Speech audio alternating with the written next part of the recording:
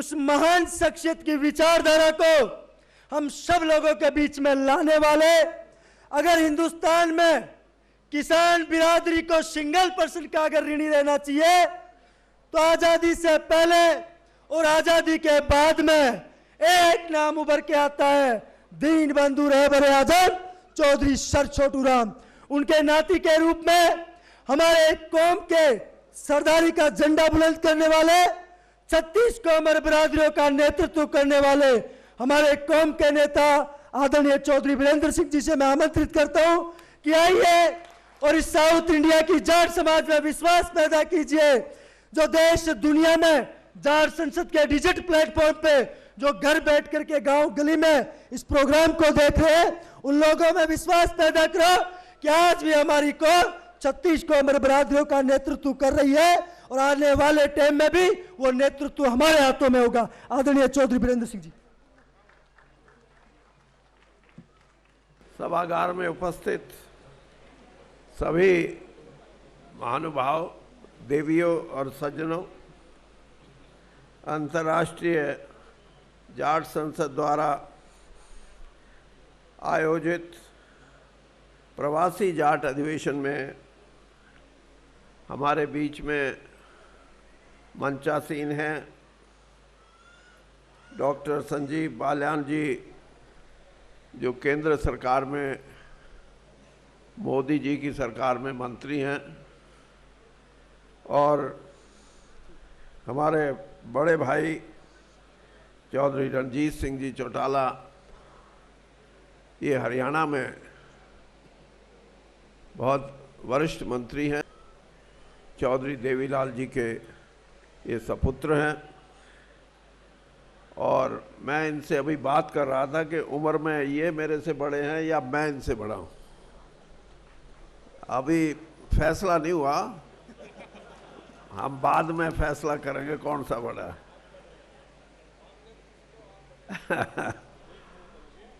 76 साल के होके इनको भी 77वां साल लगा हुआ है और मेरे को भी 76 का होके 77वां, तो अब महीनों का दिनों का हिसाब लगाना है। और हमारे जो विशिष्ट अतिथि हैं और आपके यहाँ से हैं, कर्नाटक से हैं, बेंगलुरु से हैं, राम सिंह जी, मैं ये कहूँ कि किसी एक खाते पीते जाट को जाट कौम की बढ़ोतरी की दिलचस्पी है तो ये हमारे बीच में यहाँ बैठे हैं, मैं इनका भी स्वागत करता हूँ। वरना खाता पीता आदमी जल्दी खिसक जाता है, कोई नाराज हो जाएगा, क्या फ़ायदा है, जाट जाट करेंगे तो हमारे से। लेकिन ये हिम्मत वाले आदमी हैं राम सिंह जी, और लगे रहो। जाट का अर्थ सिर्फ जाट नहीं है। मैं यहाँ कांग्रेस पार्टी की तरफ से आज से 28 साल पहले कांग्रेस पार्टी का पर्यवेक्षक के रूप में आता था, और ये मांड्या जो ज़िला है मैसूरू और बेंगलुरु के बीच में, यहाँ से मुझे सैकड़ों नौजवान बच्चे मिले। वो कहने लगे कि हमारे को पता लगा है कि आप हरियाणा से आए हैं और जाट बिरादरी से हैं, और हम वोकालिंगा हैं, हम भी अपने आप को जाट मानते हैं। तो जाट शब्द का मतलब ये मत लगाओ कि जो सिर्फ जिनके आगे पीछे लिखा हुआ वही जाट। हमारे बिश्नोई भाई हैं। बिश्नोई एक सेक्ट है, लेकिन उसकी अगर गिनती करें तो पंजाब, हरियाणा, राजस्थान, इन 3 प्रांतों में 100 में से 99 बिश्नोई जाट बिरादरी से हैं, जो बिश्नोई धर्म को मानते हैं। इसी तरह हमारे बीच में हमारे जट सिख भाई हैं, उन्होंने धर्म तो सिख धर्म को अख्तियार किया है और उनकी संख्या लाखों में नहीं बल्कि करोड़ में है। और दुनिया के कोई ऐसा देश नहीं है जहां हमारे जट सिख भाई नहीं हो और जहां उनका अच्छा कारोबार ना हो। इसी प्रकार से अंजना हैं, सिरवी हैं और गुजरात में चौधरी हैं। मेरा कहने से मतलब यह है कि आज आप, अभी एक भाई कह रहे थे, बोल के गए थे कि यहाँ हम जाटों को इकट्ठा करना, क्योंकि जाट के स्वभाव का हिस्सा नहीं है। मैं भी मानता हूँ इस बात को कि हम यहाँ जाटों को इकट्ठा करेंगे। मैं तो ये कहता हूँ कि खेती करने वाला कोई भी है, अगर हम जाट इकट्ठे हैं तो वो सारे इस देश के नहीं बल्कि दुनिया के खेती करने वाले भी आपके साथ चलेंगे, साथ रहेंगे। ये है आपकी ताकत। लेकिन बेंगलुरु में कर्नाटक से भी, जैसे हमें पता लगा, आंध्रा से भी, तेलंगाना से भी, इन राज्यों से मदुराई तक के हमारे साथी यहाँ आए हुए हैं। ये कोई 5 साल पहले आया तो कोई 50 साल पहले आया और कोई 60 साल पहले आया। ज़्यादा देर नहीं हुई इनको आए, और यहाँ आए और यहाँ आके खेती नहीं, नौकरी नहीं, क्योंकि वैसे तो जाट की पसंद दो ही हैं, या तो खेती या नौकरी। और नौकरी भी वो कहता है सरकारी मिले, बेशक तनख्वाह आदि मिले। लेकिन यहाँ जितने भी हजारों की संख्या में जो परिवार, गुजरात में भी हम गए थे, वहाँ भी हजारों की संख्या में जो परिवार हैं, वो व्यापार करने के लिए या कोई अपना छोटा मोटा उद्योग करने के लिए यहाँ आए हैं। और यहाँ आके उन्होंने अपना नाम कमाया है समाज में। देखिए, आपका सम्मेलन हो और 1.5 करोड़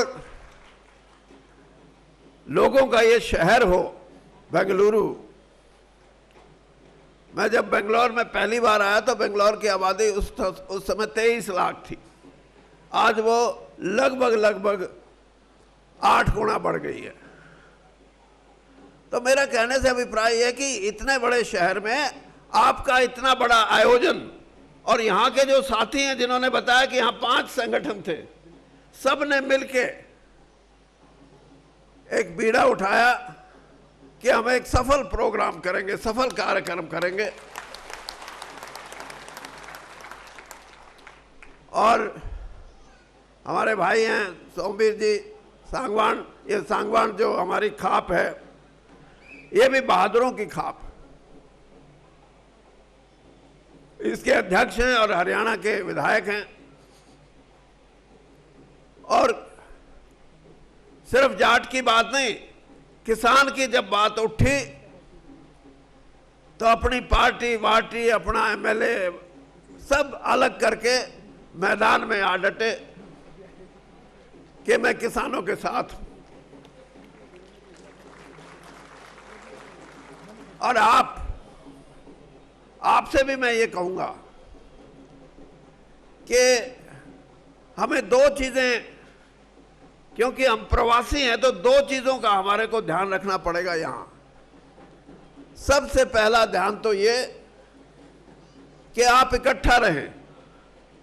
और मुझे पता है कि जहां हम ज्यादा हैं वहां तो हम इकट्ठा होना मुश्किल है, क्योंकि वहां तो चौधराट की बात है कि कौन बड़ा चौधरी।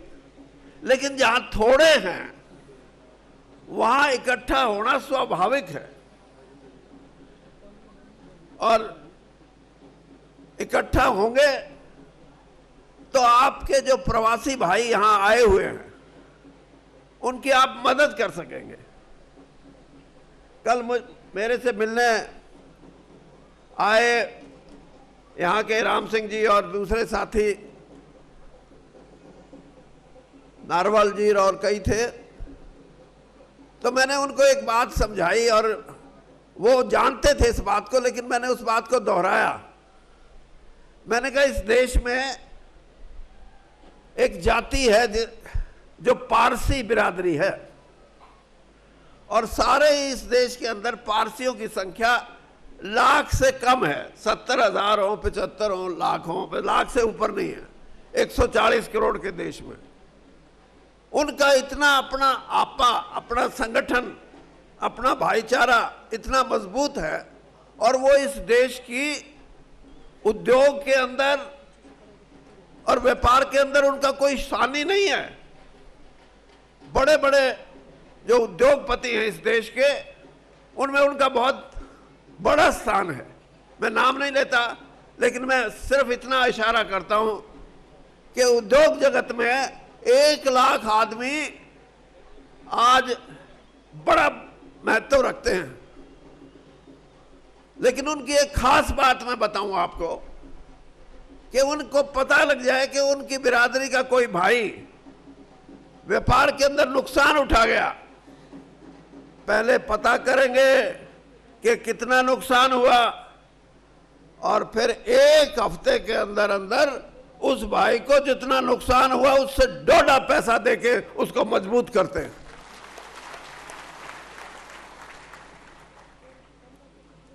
ये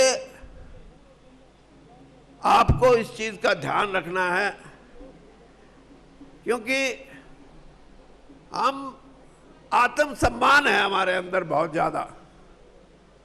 अगर कहीं नुकसान भी उठा लिया तो कहने में शर्म आती है, लेकिन अगर आपको पता लग जाए तो आपका ये कर्तव्य है, आपका ये धर्म है कि हम अपने भाई को फिर से अपने पांव पे खड़ा होने के लिए प्रोत्साहित करें, फिर से कहें कि परवाह मत कर, आगे बढ़, हम तेरे साथ।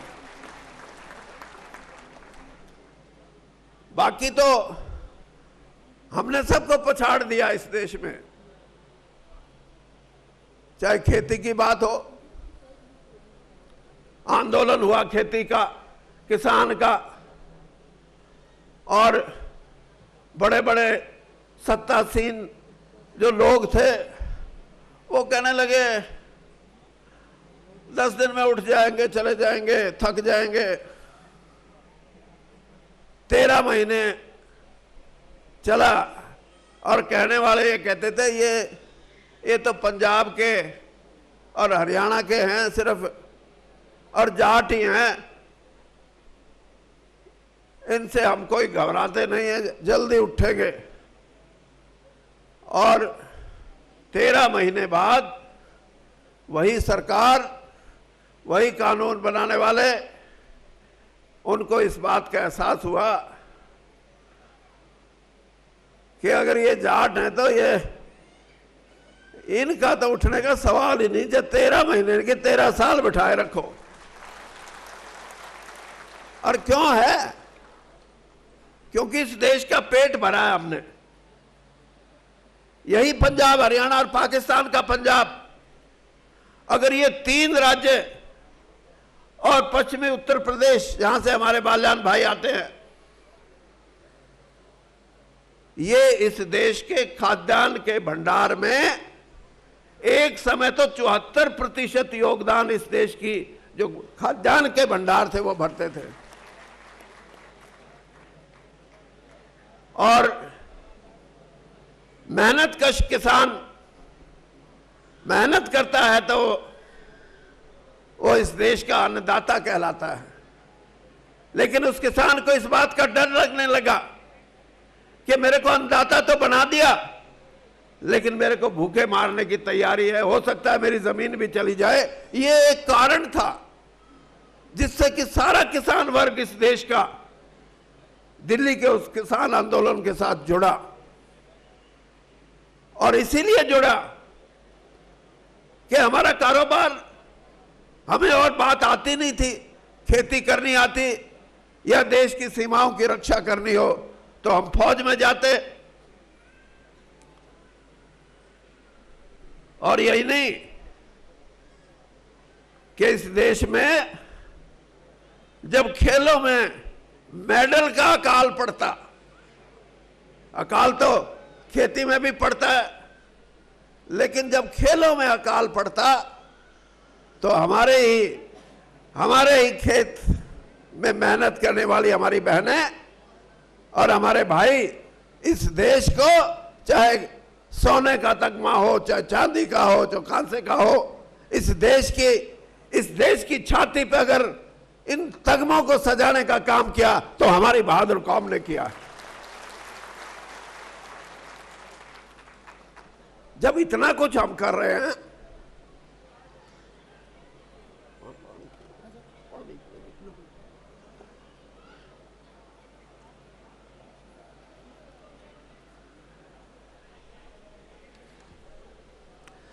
जब हम इतना कुछ करते हैं तो हम ये भी चाहते हैं कि इस देश की धन दौलत में, इस देश की संपदा में, इस देश के रुपए पैसे में, इस देश के हीरे जवाहरात, सोना चांदी, उसमें भी हमारा हिस्सा अच्छा हो। लेकिन खेती के माध्यम से तो कोई देना नहीं चाहता हमारे को। एमएसपी पे ही झगड़ा है। फौज में चले जाओ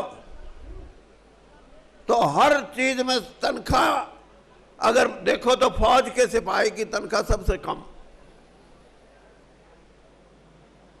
और किसी चीज में चले जाओ वहां कमी। पैसा है मुंबई में, पैसा है बड़े बड़े शहरों में, और पैसा किन के पास है? या तो व्यापार करने वाले के पास, या उद्योग करने वाले के पास। किसान और खेती करने वाला और सीमाओं की रक्षा करने वाला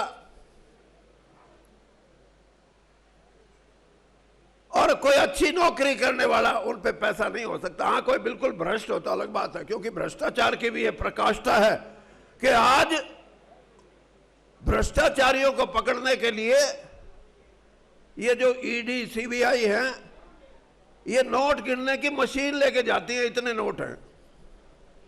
अब जाट की तो ये भी तबीयत है कि अगर उसको कोई अच्छा पद मिल जाए तो वो ईमानदारी से अपना काम निभाता है। ये हमारी खासियत है, इसको हम नकार नहीं सकते। ना तो हमारे में भी माल्या की तरह भाग जाओ, यहां का ही था माल्या, भाग गया। कोई चौकसी है वो भाग गया, कोई मोदी है वो भाग गया, पता नहीं कितने हैं बैंकों का पैसा खा के, लोगों का पैसा खा के, गरीबों का पैसा खा के भाग गए। आप में से क्यों नहीं भागा? क्योंकि ईमानदारी से, आपके खून में ईमानदारी है और आपके खून में इज्जत है अपने आप में, और वो इज्जत भी बड़ी है। मेरा एक दोस्त था दिल्ली में, मैं कहने लगा यार वो फलानी बिरादरी वाले हैं, वो दिल्ली में गैंग बना के रखते हैं, किसी का कब्जा कर लो, किसी के प्लॉट पे, किसी के मकान पे, या किसी का कब्जा छुड़वाने के लिए पैसे ले लो। मैंने कहा एक गैंग तू भी बना ले। अब वो जाट था, वो कहने लगा बात सुन भाई। मैंने कहा बता।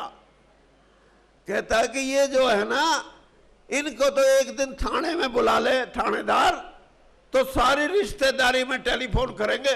अगर मेरे को बुलाया था थाने में, मेरे को, और अपने वाले को कोई थाने में बुला ले तो 3 दिन घर से बाहर ना निकले। ये है हमारी सोच, ये है हमारी इज्जत। इसलिए उद्योग जगत में भी हम जाएंगे, हम व्यापार जगत में भी हम जाएंगे,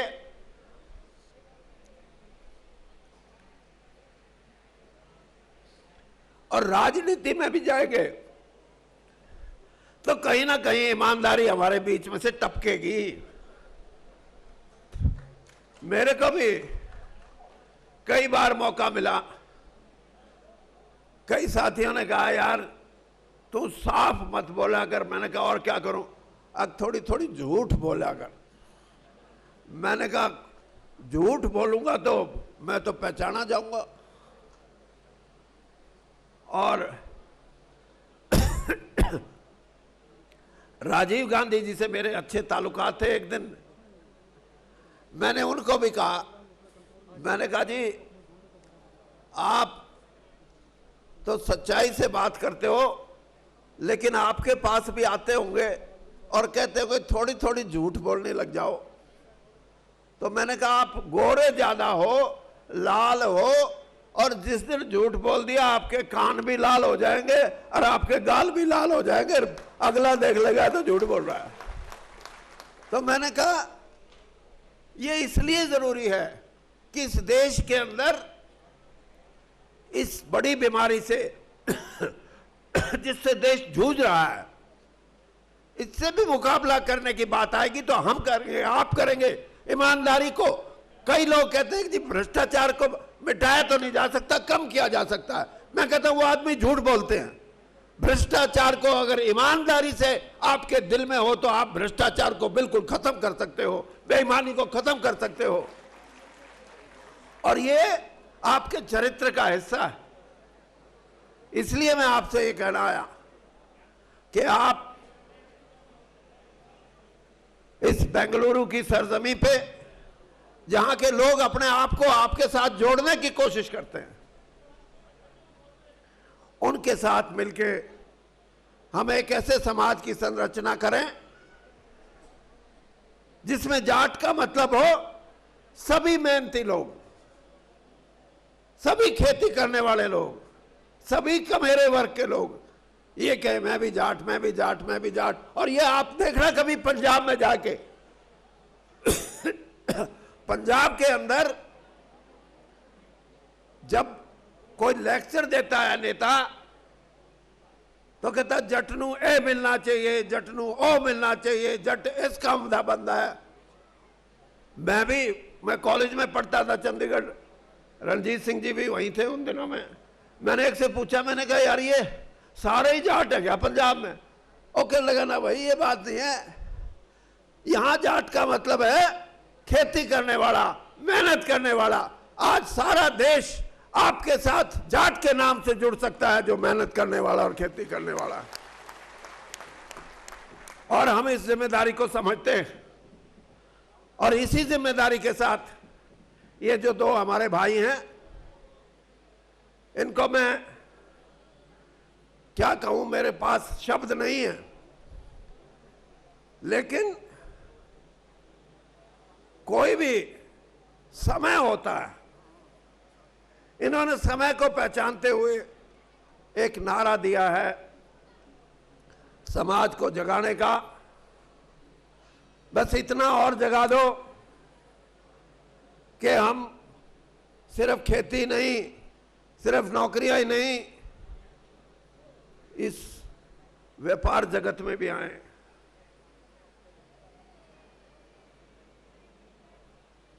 हम उद्योग जगत में भी आए, और ये धन दौलत यहीं छिपी पड़ी है। हमारा हिस्सा हमें अगर मिल सकता है तो इन्हीं दो चीजों के माध्यम से मिल सकता है। मैं तो कई बार कहता हूं कि समाज को जगाने का एकमात्र सबसे बड़ा आपका दृष्टिकोण ये होना चाहिए। लेकिन ये कमी भी मैं बता दूं, पढ़ा लिखा भी हमारा बेटा है, भाई है, उसमें भी जो रिस्क लेने की बात है उसमें वो कहीं ना कहीं घबरा जाता है। ये राजस्थान से जितने भी व्यापारी लोग 150-200 साल पहले, कोई आसाम में, कोई मदुरई में, और कोई उड़ीसा में, कोई बंबई में ये जा गए हैं, ये कौन से पैसे जेब में लेके गए थे? आज सब करोड़पति हैं, अरबापति आदमी हैं। हमारा आदमी ये सोचता है कि कहीं मेरी जमीन ना बिक जाए, टोटा ना पड़ जाए, व्यापार में धोखा ना खा जाऊं। ये धोखा ये जो है गए थे, ये धोखा खाते नहीं, ये धोखा करते हैं। आपको भी सीख लेना चाहिए कि धोखा नहीं खाना। मैं ये तो नहीं कहता धोखा करना है, लेकिन धोखा नहीं खाना और फिर इस देश की संपदा में आपकी हिस्सेदारी बढ़े, तब हम मानेंगे कि इन दोनों भाइयों का, ये पलसानिया और कलसानिया जो हमारे भाई हैं, इनका जो दृष्टिकोण है वो ठीक है। और आपको इस बात की भी खुशी होगी कि 10-15 साल से हम फिर बदले, हमारा नौजवान बदला है। मैं चंडीगढ़ गया था अभी, तो मेरे को कुछ नौजवान बच्चे मिले, कहने लगे जी हर गांव से अब 10-10, 15-15, 20-20 बच्चे विदेशों में जा रहे हैं हमारे। ये भी एक नई सोच हमारे समाज में आई है। और मैंने कहा कैसे जाते हो, तो मेरे को तो पता नहीं था, कहते डंकी फ्लाइट है। अब वो डंकी फ्लाइट पता नहीं कौन सी है कि डंकी फ्लाइट से जाते हैं। तो मतलब मेरा कहने से ये है कि हम दुनिया की दौलत में, ये आंकड़े हैं दुनिया के आंकड़े, इस देश के अंदर 800 करोड़ की आबादी है। 800 करोड़ इस दुनिया में 800 करोड़ की आबादी में 1% आदमी, 1% कितने हुए? 8 ही हुए मेरे ख्याल में। 8 करोड़ आदमियों पे 57% दौलत है। उसमें आप में से कोई नहीं, यहां बैठे यहां भी नहीं है कोई। जिस तरह दौलत का बंटवारा और जिस तरह का आर्थिक व्यवस्था, इकोनॉमिक्स जिसको हम कहते हैं, कई बार तो मुझे उस इकोनॉमिक्स पे भी शक होता है। और यही नहीं, इस देश का किसान जब जागेगा, इस देश का कमेरा वर्ग जब जागेगा, तो ये बंटवारा हम सहन नहीं करेंगे। अखबार भी लिखते हैं कि कितना धनवान हो गया देश, हर 36 घंटे में 1 करोड़पति बनता है। एक साल में फहरिस्त आती है कि इस साल हमारे देश में 423 अरबपति बने। अरे उस गरीब का, वो मेहनत करने वाला, वो खेत में खून पसीना एक करने वाला, वो इस देश की सरहदों की रक्षा करने वाला, वो हमारा साथी, जिस दिन उसको इसका हिस्सा पूरा मिलेगा इस दौलत में, तब हम मानेंगे कि सही आर्थिक व्यवस्था का अधिकार ये किसी चंद लोगों को नहीं, बल्कि हम लोगों को है, जो मेहनत करते हैं, जो इस धरती का सीना चाक करके पैदा करते हैं। आपसे मैं यही कहूंगा कि ये सच्चाई है कि क्रांति जब आती है तो उसको लाने वाला कोई नामी ग्रामी आदमी नहीं होता। ये 2 बच्चे भी ला सकते हैं, और इनकी तो अभी 30-30, 40-40 साल और काम करना है। इस समाज को जिस दिन जगा दोगे, आर्थिक बंटवारा भी जो आप कहोगे इस देश के नौकरशाह को, वो आर्थिक बंटवारा करने पड़ेगा, जिसमें हम कहेंगे कि अब हमारे भाइयों को इस देश के धन दौलत में पूरा हिस्सा मिला है। इस आर्थिक व्यवस्था के लिए आप प्रयास करते रहे। आखिर में मैं एक बात कहूंगा कि चौधरी रणजीत सिंह जी भी हैं, और देवीलाल जी का किसानों को जगाने का, अगर आजादी के बाद 2 ही हमारे ऐसे नेता हुए हैं, इसमें कोई बुरा माने। एक तो चौधरी चरण सिंह, ये जब देश आजाद हुआ, इस देश की बड़ी बड़ी पार्टियां किसान का नाम लेना भूल गई थी। चौधरी चरण सिंह ने एक जागृति पैदा की मेहनत कश के दिमाग में, और एक समय आया जब कोई भी बड़े से बड़ा नेता इस देश का अपना 20 मिनट का भाषण देता था तो 5 मिनट किसान की बात करता था, जो भूल गए थे कि किसान की बात करनी चाहिए। ये चौधरी चरण सिंह ने सिखाया, और चौधरी देवीलाल ने इससे भी आगे बढ़ के किसान को लड़ना सिखाया। और पंजाबी में कहते हैं, हक जिन्हां दे आपने आप लैणगे खो। मतलब उन्होंने सिखाया कि कोई प्लेट में नहीं देगा तुम्हारे को, तुम्हारे हक लड़ने से मिलेंगे। ये लड़ाई का बिगुल भी चौधरी देवीलाल ने बजाया। और आज मैं आपसे ये कहता हूं कि इन दोनों भाइयों को भी कहता हूं कि एक बड़ा प्रोग्राम करो आप, और हरियाणा में करो। हम आपको कम से कम 2 लाख भाई इकट्ठा करके कहेंगे, और हमारे को यह भी उम्मीद है कि जो आज आप यहां आए हैं, आप एक बड़े कार्यक्रम में जाएंगे तो एक नया युग शुरू होगा। मैंने तो जयपुर में भी कहा था, मैंने कहा इस देश में 3 करोड़ के करीब लगभग जाट है, 3 हो, 3.5 हो, 4 हो, इससे ज्यादा नहीं। और अकेले पाकिस्तान में 4 करोड़ हैं 20 में से। मैंने कहा एक दिन चलो वाघा बॉर्डर पे लाखों की तादाद में चलो, और वहां से हम अपने भाइयों को कहेंगे, अरे तुम्हारा डीएनए तो हमारा एक है, धर्म बदल सकता है, जात नहीं बदलती। उनको कहेंगे तुम भी आओ, और इस देश में एक ऐसा वातावरण बनेगा जो पहली बार जाट समाज कर सकता है, पाकिस्तान का जाट समाज कर सकता है, और इस देश के किसान और इस देश के वीर जाट कर सकते हैं कि पाकिस्तान और हिंदुस्तान का ऐसी मोहब्बत हो जाए जैसे पहले कभी थी। और तब दुनिया को पता लगेगा, दुनिया को पता लगेगा कि ये समाज क्या है। और जब ये दुनिया को पता लगेगा तो रूस और यूक्रेन की लड़ाई भी अपने आप खत्म होगी। धन्यवाद। जय हिंद।